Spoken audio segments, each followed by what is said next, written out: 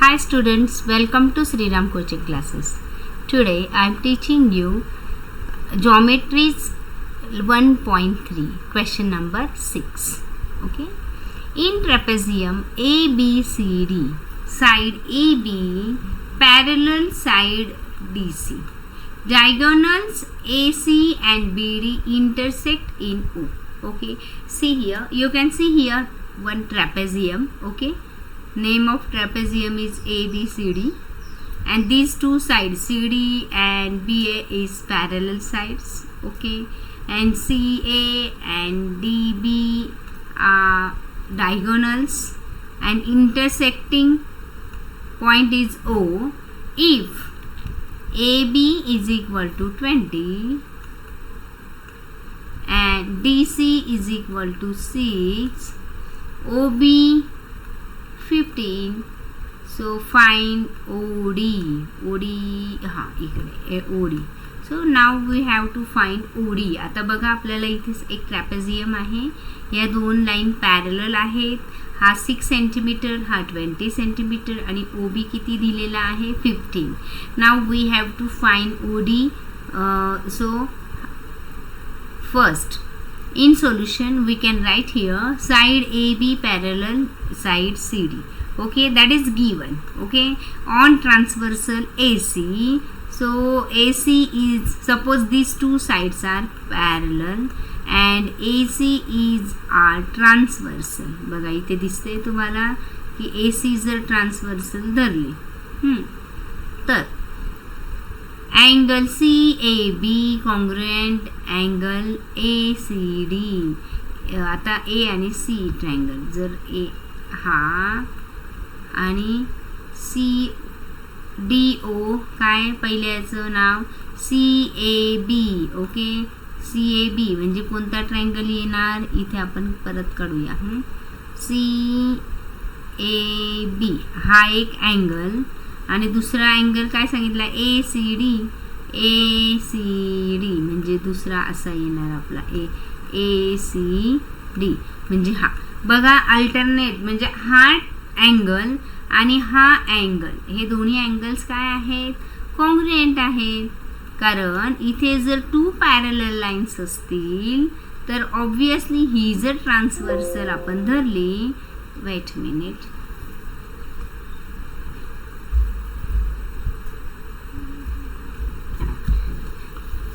okay, so these angle and these angle are congruent because these two angles are alternate angles. okay, तर as it is म्हणून आपल्याला इथे लिहिता येईल की हा अँगल आणि हा अँगल काय आहे, कॉन्ग्रुएंट आहे. पहिले हे आपल्याला प्रूफ करायचं. मग त्याचं रिझन काय लिहिलं, अल्टरनेट अँगल्स थेरम. जर सपोज तुम्हाला अँगल थेरम्स माहिती नसतील सो मला तुम्ही मेसेज ड्रॉप करा, मी तुम्हाला ते सुद्धा सांगेन. Angle OAB congruent angle OCD. आता OAB आणि म्हणून OAB कॉन्ग्रुएंट अँगल OCD. पुन्हा तेच, फक्त इथे एवढाच धरला मग ट्रायंगल. मग आता OAB आणि OCD हे झालं. आता COA हे काय आहे, लिनियर पॉईंट्स आहे COA. मग COA हे तिन्ही पण पॉईंट्स काय आहेत, लिनियर पॉईंट्स आहेत. म्हणजे लिनियर पॉईंट्स म्हणजे काय रे, की एका लाईनीत असलेले points. In triangle AOB and triangle COD. आता हे जे दोन ट्रायंगल्स दिसत आहेत ना तुम्हाला, हा एक ट्रायंगल दिसतोय, पुन्हा हा एक ट्रायंगल दिसतोय. आता ह्या ट्रायंगलमध्ये आपण बघा हे पण सांगू शकतो की हा कॉन्ग्रुएंट हा का, की वर्टिकली अपोजिट ट्रायंगल. म्हणजे हा जर वर्टिकली म्हणजे याच्या अपोजिट जो असतो ना नेहमी वर्टिकली, तो नेहमी कॉन्ग्रुएंट असतात. Okay, so in triangle AOB and in triangle COD angle AOB congruent COD. आत्ताच मी तुम्हाला सांगितलं vertically opposite triangle. So angle OAB, see here again, OAB congruent, wait a minute,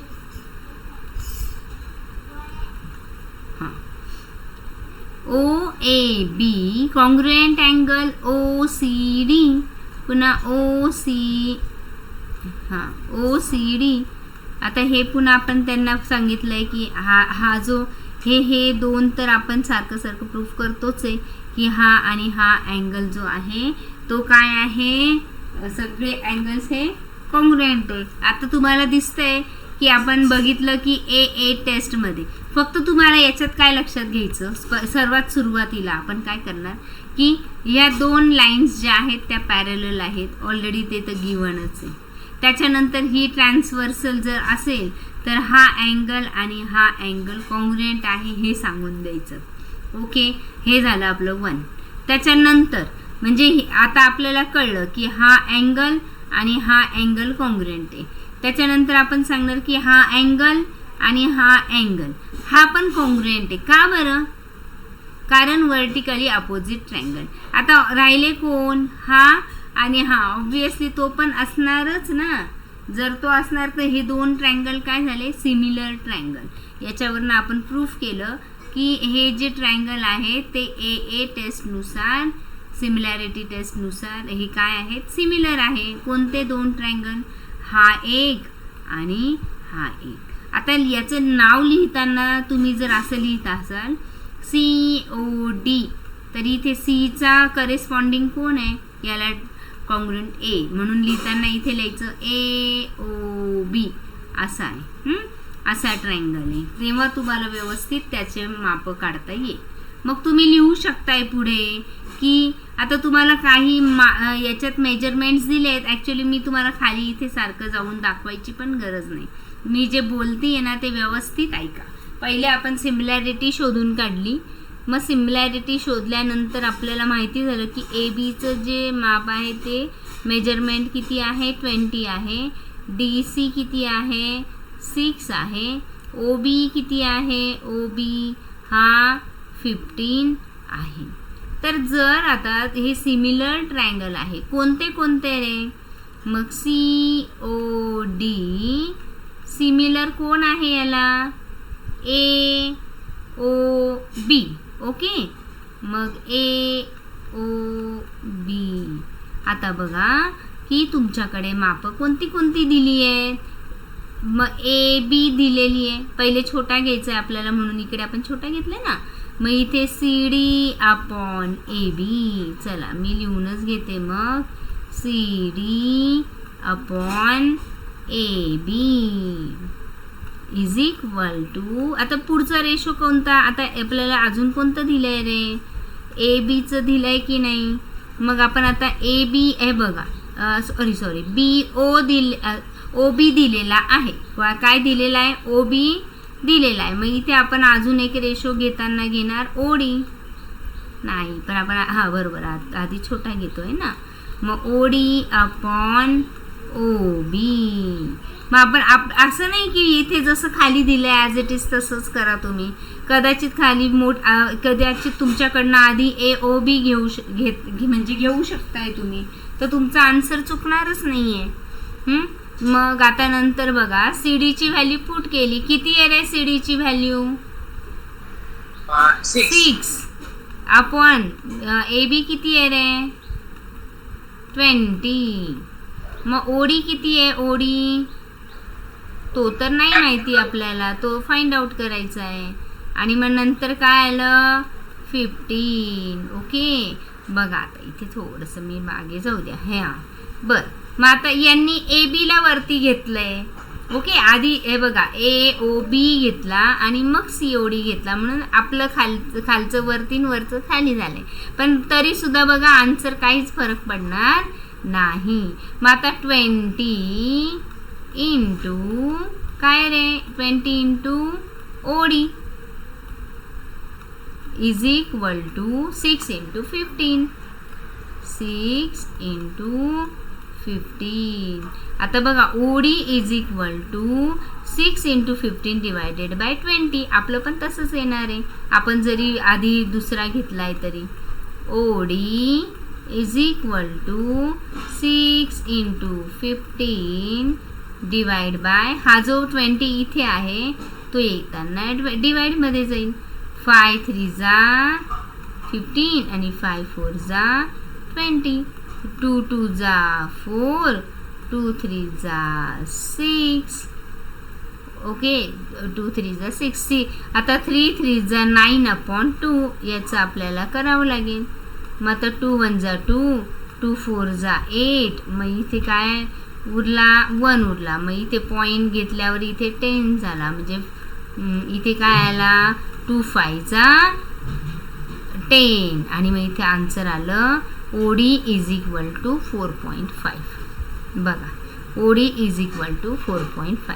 इथे आपण काय केलं होतं की 2 ट्रायंगलमध्ये पहिले COD घेतला आणि मग त्याला सिमिलर घेतला AOB आणि मग आपलं जरी असं केलं तरी आपलं आन्सर काय आलं 4.5. किंवा तुम्ही AOB आधी घेतला आणि COD नंतर घेतला तरी आन्सर ॲज इट इज तेच येणार. ओके, तर अशा पद्धतीने तुम्ही OD काढला. आता पुढचं जे सम आहे आता क्वाड्रॅटरल ABCD मला इथे दिसतोय, तो काय आहे? काय आहे रे सांगा बरं? पॅरलेलोग्राम आहे. Absolutely right. मग याच्यामध्ये पॉइंट E जो आहे E is on side BC. त्या BC साइडवर एक E पॉइंट आहे, लाईन, आणि एक DE लाईन आहे. DE line intersect ray AB at point T. आता ही जी DE लाईन आहे ती इंटरसेक्ट होते ह्या AB लाईनला. कुठे रे? T पॉइंटमध्ये इंटरसेक्ट होते. इंटरसेक्ट होते म्हणजे काय की मराठीत त्याला म्हणतात छेदणे. म्हणजे हे बघा, याला म्हणतात इंटरसेक्टिंग पॉइंट. मग ही लाईन आणि ही लाईन या T पॉइंटमध्ये इंटरसेक्ट होते. मग आता आपल्याला काय प्रूफ करायचं आहे की DE × BE. मग आता DE कुठे आहे बरं? हे बघा, DE × BE या दोघांचं multiplication is equal to CE × TE. या दोघांचं मल्टिप्लिकेशन केलं तर म्हणजे त्याचा आन्सर जे असेल ते इक्वल असेल. पण इथे हे आन्सर आपलं आलं पाहिजे. हे आपल्याला प्रूफ करून दाखवायचं आहे का हा इंटू हा इज इक्वल टू हा इंटू हा. चला, तर मग आता व्यवस्थित तुम्ही ऑब्झर्वेशन केलं आहे. आता आपल्याला स्टार्ट करायचं आहे. आपण त्याच्यात सांगितलं की ABCD इज अ पॅरलेलोग्राम गिवनमधलं. मग ह्या दोन साईड ऑब्वियसली AB आणि CD ह्या काय आहे? पॅरलल आहे. Opposite sides of a parallelogram त्या नेहमी पॅरलल असतात. AT आणि CD पण पॅरलल आहे. मग आता AT म्हणजे बघा, ही इथून पुढे गेली ही AT आणि हा CD हे सुद्धा काय आहे? पॅरललच आहे. ती जरी पुढे गेली तरी ABचं नाव फक्त AT झालं, पण ते म्हणजे हे पुढे गेल्यानंतर पॅरललच असणार. आणि ऑन ट्रान्सव्हर्सल CD. आता जर याच्या दोनमध्ये TE हे जर TE ट्रान्सव्हर्सल धरली, वेट अ मिनिट, आता कोणती ट्रान्सव्हर्सल धरतोय आपण? TD. ओके, AT आणि CD. AT हे बघा, ही AT आणि CD. आणि ट्रान्सव्हर्सल कोणती आपली ह्या दोन लाईनवर? TD. म्हणजे ही. आता ह्या दोन तुम्ही बघा, सपोज ही लाईन अशी सरळ सरळ ट्रान्सफर हे, आणि ही याला काय झाली? ट्रान्सव्हर्सल झाली. म्हणजे ट्रान्सव्हर्सल म्हणजे तुम्हाला माहिती आहे की दोन पॅरलल लाईनला एका लाईनने जर दोन डिस्टिंक्ट पॉईंटमध्ये जर इंटरसेक्ट केलं असेल तर त्याला ट्रान्सव्हर्सल म्हणतात. मग आता इथे पण तसंच झालं आहे की सपोज मग आता ही जी दिसतीये ही एक पॅरलल लाईन आणि नंतर डी पॉइंट पासून निघते, ती पण काय सांगितली आहे, पॅरलल लाईन. ओके. आणि ही जी आहे ही काय असणार आहे, टी पॉइंट पासूनची ट्रान्सव्हर्सल. हे बघा ही आता माझी थोडी तिरकी आली. मग इथे जर तुम्ही बघत असाल तर ऑब्विसली तुम्हाला कळेल की हा अँगल कॉन्ग्रुएंट हा अँगल. पुढे पुढे आपल्याला ते बघायचंच आहे. आता बघा, तर जर ते पॅरलल लाईन असेल, कुठे गेलं, हां, तर angle A T D congruent. आता ए टी डी कुठे, हे बघा, हा ए, इतक्यात मी तुम्हाला सांगितलंच, ए टी डी म्हणजे हे डी म्हणजे हा अँगल बरं का. ए टी डी म्हणजे कोणता अँगल, हे बघा, हा काय झाला, हा कॉन्ग्रुएंट. हा कोणाला कॉन्ग्रुएंट असणार रे, ऑब्विसली याला. तो आहे सी डी टी. मग मी इतक्यात तुम्हाला सांगितलं सी डी टी म्हणजे याला हा काय झाला, कॉन्ग्रुएंट अँगल झाला, जर अल्टरनेट अँगल असेल तर. आणि जर तसं असेल तर पुढे बघा की BE T congruent CE T. आता BE T congruent CE T, BE BE T congruent CE T. T नाही आहे तो, डी असेल, सीई डी असेल, नाही, बी कुठे गेलं, हां BE T congruent CE D. CE डीच बरोबर आहे, सीई डी. मग हे कोणते सांगा बरं,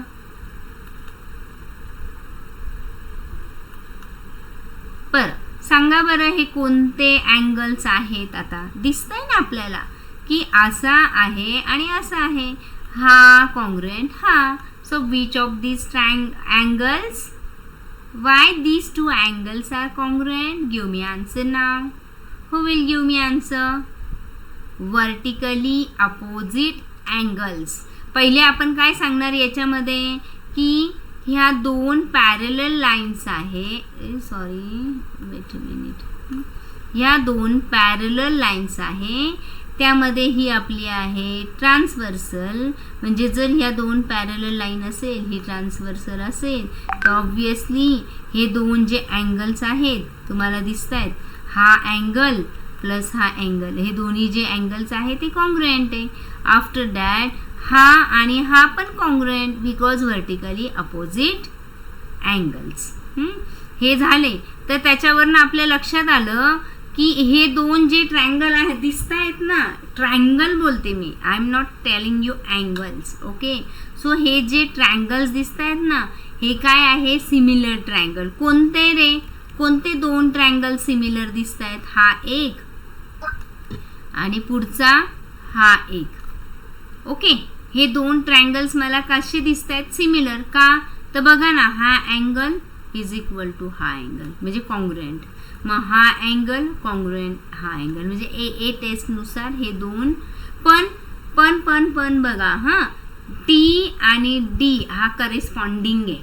जर तुम्ही आधीचे लेक्चर्स व्यवस्थित बघितले असेल तर हे सगळं मी तुम्हाला ऑब्विसली सांगितलंच आहे. ई आणि ई हा करेस्पॉन्डिंग आहे कारण तो कॉमन आहे. म्हणजे आपल्याला बघा याच्यामध्ये काय करावं लागेल, पहिले की ट्रायंगल सिमिलर कोणते दाखवावं लागेल, टी ई आणि पुढे काय रे, बी. करेस्पॉन्डिंग अँगल, दुसरा करेस्पॉन्डिंग ट्रायंगलचं नाव सांगा. टीला कोण, D. Very very good, D. पण डी सी नाही रे म्हणता येणार चिरायू, कारण ई हा अपोजिट आहे. हा ई मी कारण टी नंतर ई घेतला ना, मग ईला करेस्पॉन्डिंग या दुसऱ्या ट्रायंगल मध्ये ईच आहे म्हणजे डी ई बी. ओके, कळलं का? म्हणजे इथे बघा, हा टी आणि डी. टीचर जर आपण फर्स्ट स्टेटमेंट जर बीईटी लिहिलं असतं तर आपण लिहू शकलो असतो ना कोणतं, हा मग बीईटी लिहिलं असतं ना, तर इकडे पण तुम्ही बी ला करेस्पॉन्डिंग कोण आहे, सी आहे. मग CE D असं तुम्ही लिहू शकले असते.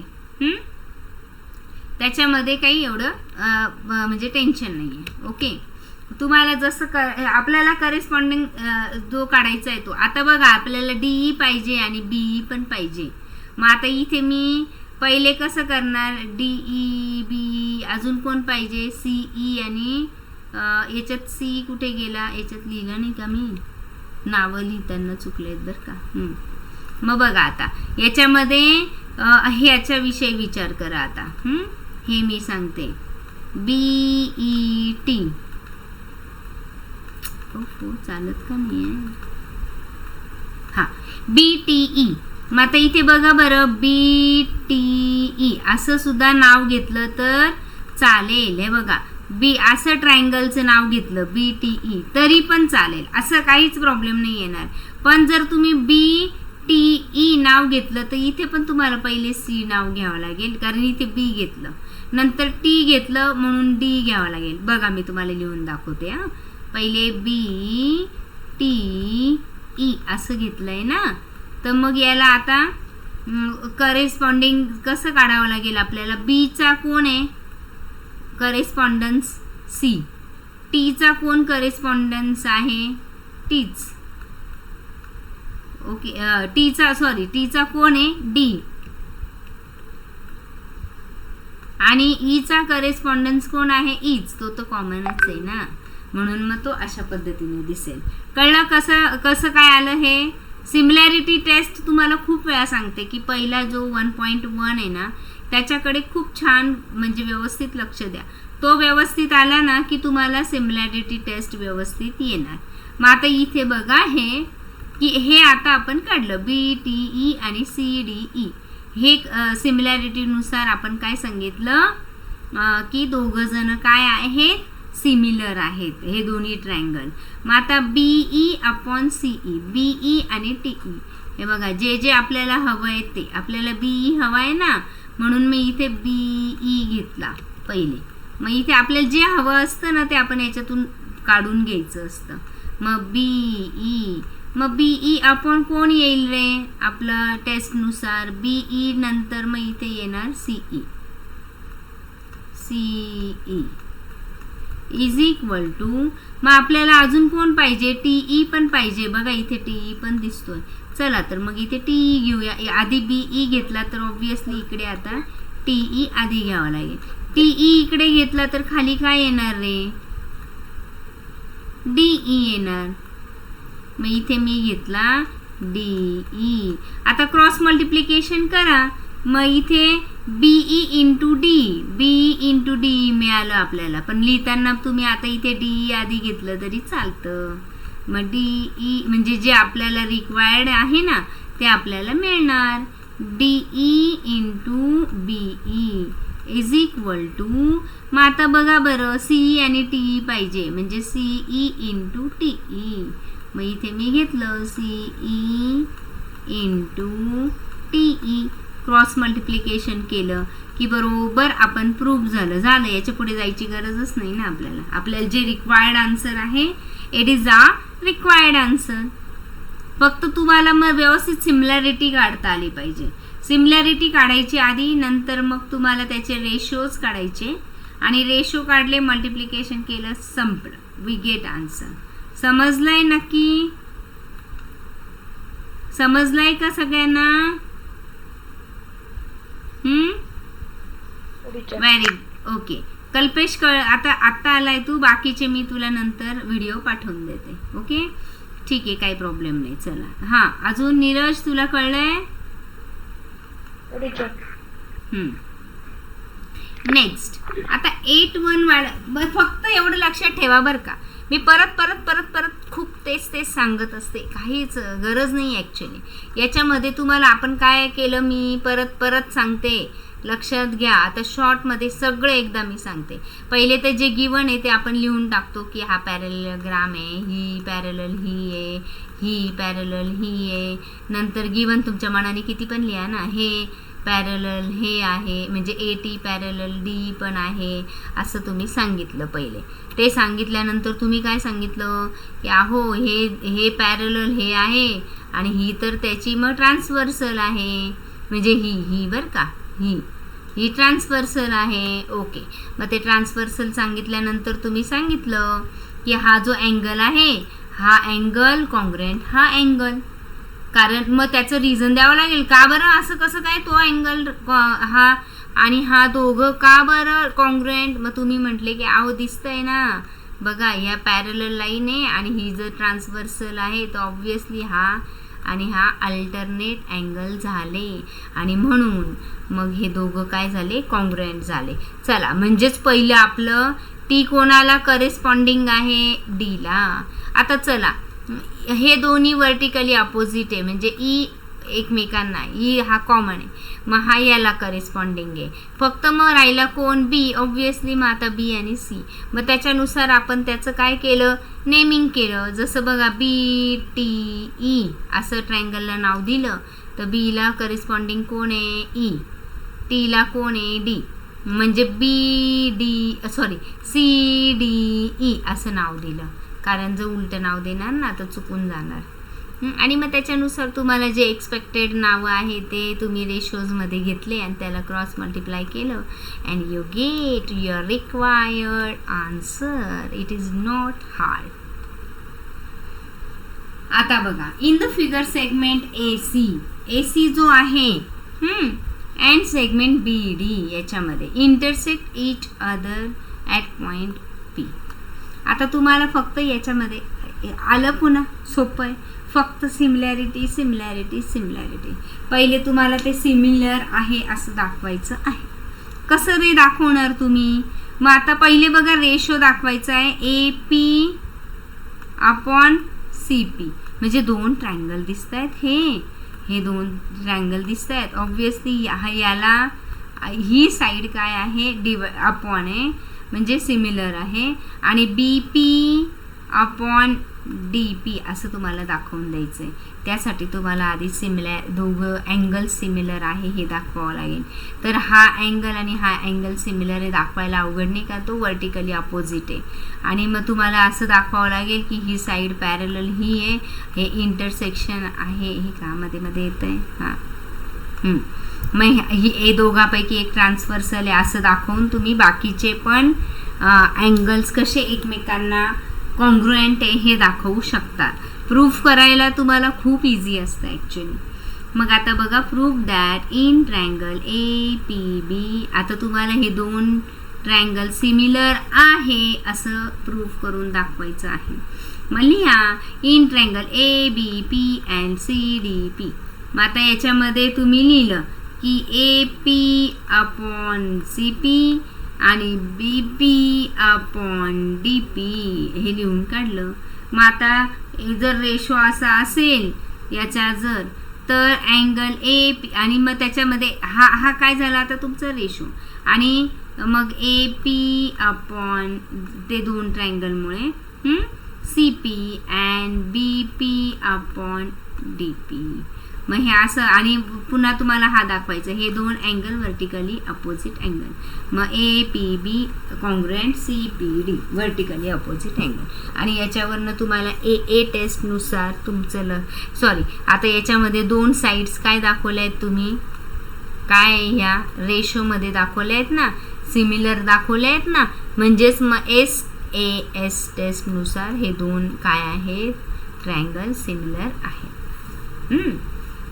आता 9th वन जे सम आहे यातलं लास्ट वन सम, की याच्यामध्ये एक ट्रायंगल आहे ABC, त्याच्यामध्ये D पॉईंट आहे BC साईडवर. तर तुम्हाला आता, आणि हे दोन अँगल कॉन्ग्रुएंट आहे A आणि D. हे हा पूर्ण एक आणि हा एवढा, हे दोन जे आहेत ते कॉन्ग्रुएंट अँगल्स आहे असं त्यांनी सांगितलंय. तर चला आता आपल्याला प्रूफ करायचं आहे. काय प्रूफ करायचं आहे, CA square is equal to CB into CD. हे जे प्रूफ करायला असतं ना ते खूप सोपं असतं, ते फक्त एकदा तुम्हाला समजून घ्यायचं जर तुम्हाला ते व्यवस्थित समजलं ना तर तुम्हाला काहीच अवघड नाही आहे. मग आता कसं काढणार आहे तुम्ही? तर पहिले आपण बघितलं की डी पॉईंट आहे बी सीवर डी पॉईंट आहे, हा याला जॉईन केलेला आहे आणि मग हा अँगल कॉन्ग्रुएंट हा अँगल आहे. जे जे दिलं आहे ना ते सुद्धा लिहून टाका आणि त्याला म्हणून टाका गिवन. तुमचं सोल्युशनमध्ये ते आलंच पाहिजे. तर चला आता प्रूफ करूया. मग आता इथे पहिले तुम्ही लिहिलं हे दोन in triangle A B C and triangle D A C, म्हणजे हा एक ट्रायंगल डी ए सी, त्याच्यामध्ये हा अँगल कॉन्ग्रुएंट हा अँगल बघा कसं. मग आता याच्यामध्ये बी ए सी, मग ते तर गिव्हन आहे, आपण सांगितलं की ते गिव्हन आहे. आता बी सी ए, मग आता बी सी ए कुठे आहे रे? हे बघा, हा दोघांचा पण कॉमन आहे बरं का. बी इकडून सुरुवात झाली, बी सी ए हा कॉन्ग्रुएंट. मग कोण आहे दुसरा? ए सी डी. मग या दुसऱ्या ट्रायंगलचा ए सी डी, हे दोन्ही पण कॉन्ग्रुएंट आले. का रे कॉन्ग्रुएंट आले? कारण ते कॉमन आहेत. मग तुम्हाला रिझन द्यावं लागेल, कॉमन अँगल. म्हणजे आता तुम्ही इथे असं प्रूफ केलं, हे बघा एक ट्रायंगल तुमचा असा आहे आणि एक ट्रायंगल तुमचा असा आहे, तोच असा सेम म्हणजे असा आहे. मग याच्यामध्ये तुम्ही हा पहिले कॉन्ग्रुएंट हा दाखवला, मग नंतर हा कॉन्ग्रुएंट हा दाखवला. नावं काय आहेत याला? A B. तुम्ही असे वेगळे वेगळे करून मग असं साईडला एक रफ वर्कमध्ये वेगळे करून घेतलं तर आणखीन सोपं होईल. हा पण एक आपण कसं फाइंड केलं की ते कॉमन अँगल आहे? अरे सी बघ ना, आता ए सी डी. मग आता याचा पण तुम्ही इथे दिसू शकतंय ना तुला, की इथे बघ, इथे दिसतंय की हा याला म्हणजे हा जो ट्रायंगल आहे ए बी सी, याला हा सी अँगल आला की नाही? इथे आला ना. आता परत मग दुसरा ट्रायंगल सांगितलाय कोणता आहे? डी ए सी, म्हणजे डी ए सी. याच्यात पण सीच येणार आहे पुन्हा. हा ट्रायंगल पुन्हा येतो, हा अँगल पुन्हा येतोय ना. दोन्ही पण याच्यात तो अँगल आलाच आहे, म्हणजे तो कॉमनच आहे. म्हणजे इथे बघा ना तुम्ही, इथे पण सी आहेच. म्हणजे तुम्ही आता कसं घेणार म्हणाव? आता इथे फक्त डी करेस्पॉन्डिंग कोण आहे बघा. आता जसं ए बी सी, मग आता मी इथे नाव लिहिलं ट्रायंगल ए बी सी. मग आता करेस्पॉन्डिंग म्हणजे सिमिलर आहे. हे कसं काढायचं? ए ला कॉमन इकडे पण काय आला? एच आला. ओके. बी ला कॉमन करेस्पॉन्डन्स कोण आहे? डी. ए डी सी आलं. मग इथे ए बी सी आणि डी ए सी त्यांनी सिमिलर असं घेतलंय. डी हा. मग इथे इथे हा आहे ना. मग याला ए ला डी हे बरोबर, हा इथे आपला ए बरोबर, त्याला कॉन्ग्रुएंट यांनी इकडे डी सांगितलेला म्हणून मी इकडे घेतला डी. नंतर आपला इथे बी आहे, बी ला कॉन्ग्रुएंट कोण घेतलाय? इथे ए घेतलेला आहे म्हणून मी इथे ए घेतला. आणि सी हे तर कॉमनच आहे म्हणून इथे काय घेतला? सी घेतला. बघा म्हणजे हे हे A B C similar triangle D A C दिसले का? कारण इथे तुम्ही लक्षात घ्या, इथे ए कॉमन इकडे. जर हा पहिलावाला नुसता, मग बाकीचा ट्रायंगलचा विचार नाही करायचा, फक्त पहिलावाला ट्रायंगल जर तुम्ही विचार केला, कोणता? ए बी सी ट्रायंगलचा विचार केला, तर हा जो ए अँगल आहे ना तो कॉन्ग्रुएंट आहे. आणि त्याला त्या नुसता एवढ्याच विचार केला, एवढाच, बाकीचा काही पार्टच नाही असं समजलं तर डी ए ला डी कॉन्ग्रुएंट आहे. तुम्ही नीट वाचा, त्यांनी लिहूनच दिलेलं आहे इथे बघा नीट, की बी ए सी म्हणजेच हे बघा बी ए सी कॉन्ग्रुएंट पुढे काय सांगितलंय त्यांनी ADC हे दोन्ही कॉन्ग्रुएंट सांगितलंय, म्हणून मग आपण तशी सिमिलर ते लावले. म्हणून A ची जोडी D ला लागणार, B ची जोडी A ला लागणार आणि C ला स्वतःच C, कारण तो कॉमनच आहे. आणि असं करून मग हे दोन सिमिलर शोधले. आणि त्याच्यामध्ये मग आता बघा आपल्याला जे रिक्वायर आहे CA पाहिजे ना आपल्याला. मग CA म्हणजे CA अपॉन इथे काय येईल CD, बघा इथे CD is equal to CB. नाव BC घेतलं असतं पण आपल्याला इथे प्रूफ करताना CB पाहिजे ना, CB. मग BC नाव कशाला घ्यायचं, मग आपण BC न घेता CBच घेऊया. आणि इथे मग जर CB नाव घेतलं तर इथे CA नाव घ्यावं लागेल पुन्हा CA. मग ते इथे टाकलं. आता हे दोघांचं क्रॉस मल्टिप्लिकेशन केलं तर काय येतं CA चा स्क्वेअर, आणि ह्या दोघांचं क्रॉस मल्टिप्लिकेशन केलं तर काय येतं CB into CD. That is our required answer. हे बघा फक्त प्रूफ करायचं होतं. It is proved. Okay. And that is why आपल्याला कसं आहे की याच्यामध्ये जे रिक्वायर्ड आन्सर आहे ते बघून आपल्याला पहिले सिमिलर ट्रायंगल शोधायचे ह्या फिगरमधले, आणि त्याच्यावरनं मग आपण आपला रिक्वायर्ड आन्सर काढू शकतो. थँक्यू.